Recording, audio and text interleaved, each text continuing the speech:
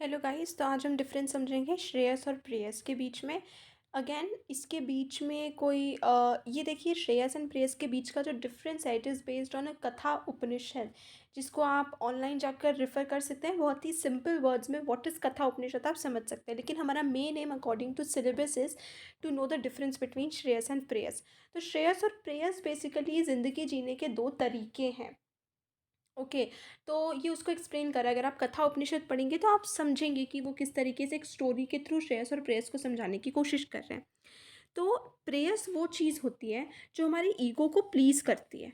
ठीक है, ईगो को प्लीज़ करने का मतलब है कि हमारे सेंसेस ने, जैसे मैं अगर आपको एक एग्जांपल बताऊं, मान लीजिए कि आपको एक आइसक्रीम का कार्ट दिखा। ओके, उस आइसक्रीम कार्ट पे जाकर आप एक आइसक्रीम खरीद के खा लेते हैं। So that is your Preyas. वो आपके मन को अच्छा लगा, आपके सेंसेस को अच्छा लगा, आपने जाके वो काम कर लिया। आपने ये नहीं सोचा कि बाद में जाके आपके पेरेंट्स आपको डांटेंगे कि why did you have ice cream in this cold और वट एवर। ठीक है, तो कि you know that may be आपकी तबीयत ठीक नहीं है या फिर कोल्ड हो रहा है या वट एवर, तो आपने सर्दी ज़ुकाम में आइसक्रीम क्यों खाई? यू आपने क्या किया, सिर्फ आपके सेंसेस को जो अच्छा लगा, आपको आइसक्रीम खाने की इच्छा हुई, मन किया और आपने उसको खा लिया। तो जो चीज़ हमारी ईगो को प्लीज़ करती है वो होती है प्रेयस। प्रेयस जो है वो हमें खुश करती है टेम्परेरीली। तो कुछ समय के लिए वो हमारे सेंसेस को ग्रेटिफिकेशन देगी, कुछ समय के लिए वो हमें खुश करेगी, लेकिन बाद में हमें उसका प्राइस पे करना पड़ता है। तो प्रेयस जो होता है वो बहुत ही टेम्प्टिंग होता है, अट्रैक्टिव होता है, प्लेजेंट होता है, मन को अच्छा लगने वाला होता है, लेकिन बहुत छोटे समय के लिए, सिर्फ कुछ समय के लिए वो टेम्पररी हैप्पीनेस देता है। लॉन्ग रन में प्रेयस जो है वो फिर हमें यू नो मतलब we have to suffer the wrong the bad consequences of it. तो एक वीक माइंड, जब आपका आपके माइंड के ऊपर कंट्रोल नहीं होता है, एक वीक माइंड जो होता है वो ही प्रेयस का रास्ता चुनता है। तो Preyas is available for human effort, it can be won by human activity और कर्मा।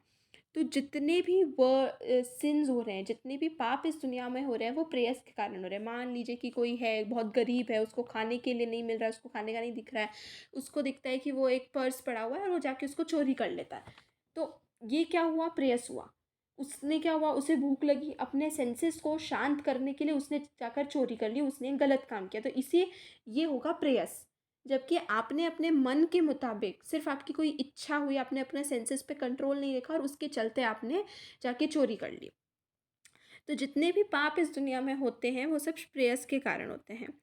तो कर्म, क्रोध, लोभ, ये तीन वो है कि आपको कर्म, क्रोध और लोभ। तो नाउ लेट्स कम टू श्रेयस। अब श्रेयस जो है वो पाथ है राइट एंड गुड का, जो राइटियसनेस का पाथ है, जो गुड का पाथ है। तो जो श्रेयस है, शास्त्रा कहते हैं कि one needs to see what is proper and what is improper. तो श्रेयस में हमें बहुत बहुत ही ज़्यादा, जिसके पास करेक्ट और साउंड नॉलेज है, जो बहुत कॉन्सेंट्रेटेड है, जिसके सेंसेस उसके काबू में है, सिर्फ सेंसेस के ग्रेटिफिकेशन के लिए जो काम नहीं करता है वो ही श्रेयस का रास्ता चुन सकता है। तो जो श्रेयस का रास्ता चुनेंगे वो अपनी लाइफ का सबसे बेस्ट उपयोग करेंगे, यूज़ करेंगे, और उनके कॉन्सिक्वेंसेस भी सबसे अच्छे होंगे। मान लीजिए उनको हेवन मिलेगा, सैल्वेशन मिल जाएगा, what ever, but for a long term और सबसे अच्छे रिजल्ट्स उनको देखने को मिलेंगे। तो श्रेयस अच्छा रही हमारे मोक्ष के पर्पस को फुलफिल करता है। तो श्रेयस किस काम के लिए होता है, हमारे मोक्ष के पर्पस को फुलफिल करने के लिए। प्रेयस से हम जो भी काम करेंगे उससे हमें मोक्ष कभी नहीं मिलेगा, क्योंकि प्रेयस हमें सिर्फ गलत और ऐसी रास्तों पे ले जाएगा जो हमें नहीं करना चाहिए। तो श्रेयस जो है वो of course by grace of God है, कि गॉड हमें ये श्रेयस का रास्ता देते हैं, तो ये हमारे ऊपर है कि हम इसे चूज़ करें या ना करें। हम एफर्ट्स किस में डालते हैं, प्रेयस पर, जबकि हमें डालना किस पर चाहिए, श्रेयस के रास्ते पर। एक श्रेयस वाला जो पर्सन है, जो कि श्रेयस के रास्ते पे चलेगा, वो श्रवण, मनन और निधि ध्यासन में ही करेगा। यानी कि खूब मेहनत करेगा, खूब चिंतन करेगा, मनन करेगा, सोचेगा कि what is the correct way, और फिर ही वो करेगा। तो वो आत्मचिंतन की प्रोसेस में इंडल्ज करेगा, कि वो खुद बहुत सोचेगा कि what is the correct thing to do इस जगह पर, कि क्या चीज़ सही होगी। क्या, मान लीजिए कि आपको सर्दी है, आपके पेरेंट्स ने आपको मना किया है, लेकिन फिर भी आपको इच्छा हो रही है, तो क्या वो आइसक्रीम खाना सही होगा या नहीं होगा। तो श्रेयस शोज दैट आत्मा is always free, you are not bound. तो श्रेयस हमें ये बताते हैं कि आत्मा हमेशा फ्री है, उसके पास हमेशा चॉइस होती है कि वो क्या काम करे और क्या ना करे। ये हमारे ऊपर है, हमारे मन के ऊपर है कि हम एकदम से भटक जाते हैं। So path of the pleasant, path of the good, it is again the same thing. ये सिर्फ एक समरी जैसे है, वो भी वैसे टेबल जो था that was the summary form of it. आप इसमें एग्जांपल्स ऐड कर सकते हैं, लेकिन this is just another table to add to your information. So part of the pleasant is again prayers. Pleasant जो हमें खुश करता है, जो हमें हमें लगता है कि हमें खुश करता है, लेकिन वो सिर्फ हमें कुछ समय के लिए टेम्परेरीली हैप्पीनेस देता है। Demands of the sense organs हमारे गाइड करते हैं। मान लीजिए आपको कुछ खाने की इच्छा हुई, तो it's the sense organ of taste. Tongue, आपकी टंग को एकदम से इट गेट्स सेंसेस कि it wants to eat something. मान लीजिए कि आपको कोई मूवी देखने की इच्छा हो रही है, मान लीजिए कि आपको कोई सर्कस में जाके देखने की जरूरत है, it is a treat for the eyes, तो वो आपके आइज़ का काम हो गया। So all of these things, मान लीजिए कि आपको फूल सूंघना है, तो आपने फूल तोड़ लिया अचानक से एक प्लांट से, तो दैट इज़ अगेन प्रेयर्स कि आपकी जो सेंसेस को जो ग्रेटिफिकेशन दे रहा है, आपकी सेंसेस के अकॉर्डिंग चल रहा है। टेम्पररी जॉय देती है, लेकिन फिर अल्टीमेटली एंड में ये पूरे एनालिसिस के बाद हमें पता चलता है कि ये एंड में सॉरो लाती है। ये बहुत अल्यूरिंग होता है, अट्रैक्टिंग होता है, हमारे माइंड के साथ खेलता है, तो इससे बचना बहुत ही मुश्किल काम होता है। It is the path of devolution, यानी कि हमारा प्रगति से की तरफ चलना चाहिए, तो हम अवनति की तरफ बढ़ते हैं, हम हमारा डाउनफॉल होता है इससे, क्योंकि हमें जहाँ मोक्ष की तरफ आगे बढ़ना चाहिए, हम दूसरी तरफ आगे बढ़ते हैं, मोक्ष से दूर जाते हैं। Majority of the people take this path, क्योंकि ये पाथ बहुत ईजी लगता है। अच्छा, हमें एकदम से खुश कर देता है, हमें मेहनत नहीं करनी पड़ती, हमें अपने माइंड को कंट्रोल नहीं करना पड़ता है, हमारे सेंसेस कह रहे हैं वो हम कर लेते हैं, तो हमें कहीं भी इस पाथ को लेने के लिए ज़्यादा मेहनत नहीं करनी पड़ती है। तो इसीलिए बहुत सारे लोग ये पाथ चूज़ करते हैं। सेंस ग्रेटिफिकेशन पे बेस है, यानी कि सेंसेस जो कहता है हम उनकी मान लें, उनको ग्रेटिफाई कर लें, उनकी पूर्ति कर लें।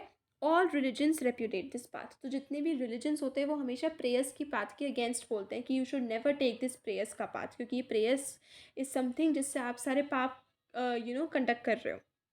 Now again path of the good is Shreyas. तो it is guided by subtle intellect. जो इंसान बिल्कुल बुद्धि, सोच, विचार से काम करता है, वो हमेशा श्रेयस का पाथ चूज़ करता है।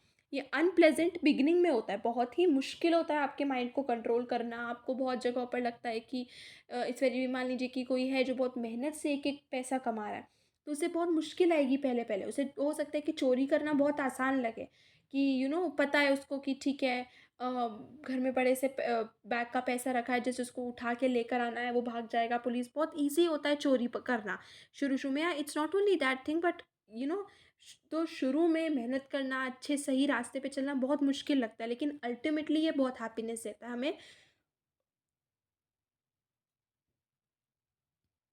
मोक्ष की तरफ ले जाता है, जो फिर उपनिषद एंड इंडियन फिलोसफी के ज़्यादातर स्कूल्स का भी थॉट होता है कि we should be going towards मोक्ष। ये पाथ ऑफ एवोल्यूशन है। Its beauty is hidden perceived by the introvert mind only, तो इसकी ब्यूटी ऑफ कोर्स छुपी हुई है, आपको बहुत दूर की नज़र की ज़रूरत पड़ती है। It's a very far reached thing. तो आप शुरुआत में इसको नहीं पहचान पाते हो कि ये कितना ज़रूरी है, क्या है, कि आप श्रेयस का पाथ लेने से how beneficial it would be. शुरुआत में इसको समझना मुश्किल होता है, but it is later that we realize it. तो it is the path of evolution. अगर आप श्रेयस का पाथ चुनते हो तो ऑफकोर्स आप आगे बढ़ेंगे, आप मोक्ष की तरफ बढ़ेंगे। Hardly a few people appreciate and follow this path, बहुत ही कम लोग इस पाथ को अप्रिशिएट करते हैं, फॉलो करते हैं। It is based on sound knowledge, तो ऑफकोर्स बहुत ज़्यादा सोच विचार, नॉलेज, उसके बाद ही लोग इस पाथ को चुनते हैं। मतलब वही लोग जो साउंड नॉलेज और सिर्फ सेंसेस के ग्रेटिफिकेशन के अकॉर्डिंग नहीं चलते हैं, वो लोग इस पाथ को चुनते हैं। And all the religions recommend this path to reach the abode of truth, यानी कि अल्टीमेट हमारा जो गोल है मोक्ष को पाने के लिए, लगभग सारे ही रिलीजन्स जो है वो इस पाथ के लिए कहते हैं कि this is the path that should be taken, Shreyas का path. So with this, I hope this Shreyas and Prayas is clear. If any doubts, you can always comment and let me know. Thank you.